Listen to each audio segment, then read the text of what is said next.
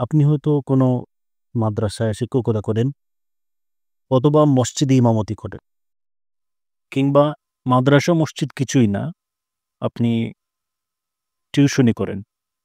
খুব ভালো কথা। আপনার মাদ্রাসা, মসজিদ, টিউশনি সবকিছুতে বরকত হোক, আমি আল্লাহর কাছে এই প্রার্থনা করি। তবে আপনার জন্য আমার একটা বিশেষ পরামর্শ আছে। বিশেষ করে যারা সিলেটে বাস করেন তাদের জন্য। কারণ সিলেটের হুজুরদের টাকা পয়সা নিয়ে অনেক ঝামেলা থাকে।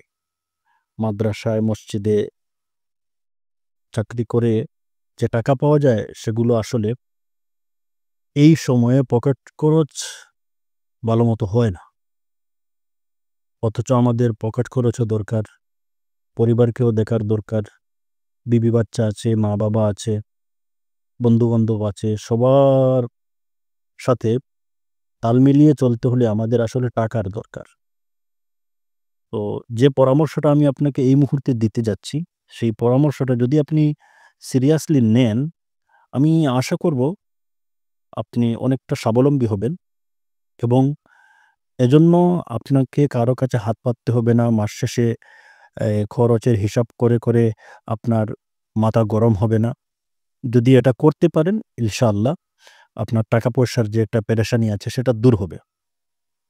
তো সেটা হচ্ছে, ধরুন আপনি মাদ্রাসায় শিক্ষকতা করেন। তো যে মাদ্রাসায় শিক্ষকতা করেন, সেই মাদ্রাসায় অন্ততপক্ষে ২০০ জন ছাত্র থাকার কথা। সাথে ১৫ থেকে ২০ অথবা ৩০, ৪০, ৫০ জনও শিক্ষক থাকতে পারেন। তো যদি এই ছাত্র শিক্ষক সবার পাঞ্জাবিগুলো আপনি সেলাই করে দিতে পারেন, তাহলে একটা পাঞ্জাবির সেলাইয়ে ৭০০ থেকে ৮০০ টাকা। এমনকি সেলাই যদি কোয়ালিটিফুল হয় তাহলে যারা দর্জি আছে তারা ১,০০০ থেকে ১,২০০ এমনকি ১৫০০ টাকা পর্যন্ত রাখে। আমরা এত ডিমান্ড করব না। আমরা ৭০০ থেকে ৮০০ টাকাই হিসাব করি। তো ১ মাসে একটা প্রতিষ্ঠানে শিক্ষক হোক কিংবা ছাত্র সবাই মিলে যদি ১ মাসে মাত্র ৫ টা পাঞ্জাবি বানায়, তাহলে মাস শেষে দেখা যাবে আপনার ৫, ৮, ৪০ অর্থাৎ ৪,০০০ টাকা আপনার পকেটে অতিরিক্ত আসছে। আর যদি এই পাঞ্জাবিগুলোর সাথে পায়জামা থাকে তাহলে আরো ৫০০ টাকা করে হিসাব করেন। আপনার কিন্তু এখানে ৬ থেকে ৭,০০০ টাকা অটোমেটিক পকেটে আসছে এবং সম্মানের সাথে এই টাকাগুলো আপনার হাতে আসবে। আপনি যদি মসজিদের ইমাম হন, তাহলে আপনার যারা মুসল্লি আছে তাদের পাঞ্জাবিগুলো সেলাই করে দিতে পারেন। আ যারা মুরুব্বি পর্যায়ের তারা তো অবশ্যই পাঞ্জাবি পরেন এবং আজকাল যারা যুবক তারাও কিন্তু পাঞ্জাবি পরে। তো আপনি এই যুবকদের পাঞ্জাবি, মুরুব্বিদের পাঞ্জাবি এবং মহল্লায় নিশ্চিতভাবে কোনো ছাত্র থাকবে তাদের পাঞ্জাবিগুলো আপনি সেলাই করুন। সততার সাথে, দায়িত্বশীলতার সাথে সেলাই করুন। অবশ্যই এর থেকে আপনার বিরাট একটা প্রফিট আসবে। বিরাট না আসুক, অন্তত যদি আপনার পকেট খরচটা বেঁচে যায়, বাঁচাতে পারেন, তাহলে আপনার বেতনটা আপনার পরিবারকে দিতে পারবেন, মা-বাবার হাতে দিতে পারবেন। এই যে একটা বিষয়, এটা যদি আপনি মনে করেন লজ্জার, তাহলে অ্যা আসলে আপনাকে দ্বারা টাকা ইনকাম করা সম্ভব হবে না। টাকা ইনকাম করতে কোনো লজ্জা নেই। এখন যেই বিষয়টা সামনে আসবে গুরুত্ব সহকারে, সেই বিষয়টা হচ্ছে যে আমি তো সেলাইয়ের কাজ জানি না। এটা ঠিক, দুনিয়ার সবাই সবকিছু জানে না। কিন্তু যারা জানে তারাও কিন্তু একসময় জানতো না। জেনেছে, শিখেছে।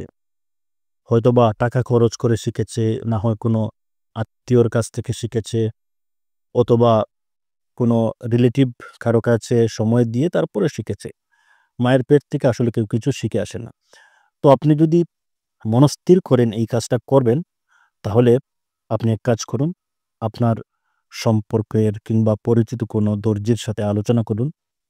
তাকে বলুন যে আপনি এই কাজটা করতে চান এবং ওই দর্জি যদি সৎ মানুষ হয়ে থাকে, ভালো মানুষ হয়ে থাকে, তাহলে অবশ্যই আপনাকে কাজটা শিখাবে এবং এর দ্বারা আপনি ইনশাআল্লাহ স্বাবলম্বী হবেন। অথবা আমি আরেকটা পরামর্শ দিতে পারি। বাংলাদেশ সরকারের একটা প্রজেক্ট আছে বেসিক। তারা নতুন নতুন উদ্যোক্তাদেরকে এই ট্রেনিং দিয়ে থাকে এবং এই ট্রেনিংটা এত অল্প দামের, মানে এত অল্প ফি তারা গ্রহণ করে, এটা নামে মাত্র। যেখানে ধরা যাক গ্রাফিক্স ডিজাইন, আপনি কোনো জায়গায় যান, দেখবেন সেখানে 15,000, 20,000, 30,000, 40,000 টাকা আপনাকে চার্জ শোনাবে, কিন্তু ওই সরকারি বেসিকে সেটা মাত্র 1150 টাকা। আর এই যে দর্জির কাজ, এটা সম্ভবত 650 টাকা। আপনি তাদের সাথে যোগাযোগ করুন, যেই এলাকারই হন না কেন, আপনি সেই এলাকায় ওই বেসিকের কর্মকর্তাদের সাথে যোগাযোগ করুন এবং চেষ্টা করুন তাদের কাছ থেকে কাজটা শেখার। তাদের কাছে যদি আপনি কাজ শিখতে যান, তাহলে পাঞ্জাবির পাশাপাশি অন্যান্য কাপড় যেগুলো আছে, জামা যেগুলো আছে, সেগুলোও সেলাই শিখতে পারবেন এবং আপনার ইনকামটা ইনশাল্লাহ আর থেমে থাকবে না, দ্রুত দৌড়বিদ ঘোড়ার মতো দৌড়াতে থাকবে। আমি আপনাদের সুবিধার্থে বলছি, যারা সিলেটে বসবাস করেন, এই যে সিলেটে বেসিকের অফিসটা হচ্ছে খাদিম, সাফরান খাদিমে। আপনারা যদি কারো প্রয়োজন হয়, তাহলে সেই বেসিকের কর্মকর্তাদের নাম্বার আমি আপনাদেরকে দিতে পারি, আপনারা যোগাযোগ করতে পারেন। তো যদি কারো নাম্বার প্রয়োজন পড়ে, তাহলে আমাকে ইনবক্সে প্রাইভেটলি বলবেন, আমি ইনশাল্লাহ আপনাদেরকে নাম্বার দিয়ে সহায়তা করব। আপনাদের আর্থিক জীবন স্বাচ্ছন্দ্যময় হোক, আনন্দময় হোক এবং পুলকপূর্ণ হোক, এই কামনা করছি। আমাদের ব্যবসার পাঠ পেজকে ফলো করুন, শেয়ার করুন এবং আমাদেরকে এগিয়ে যেতে সহায়তা করুন। ধন্যবাদ। আসসালামু আলাইকুম ওয়া রাহমাতুল্লাহি ওয়া বারাকাতুহু।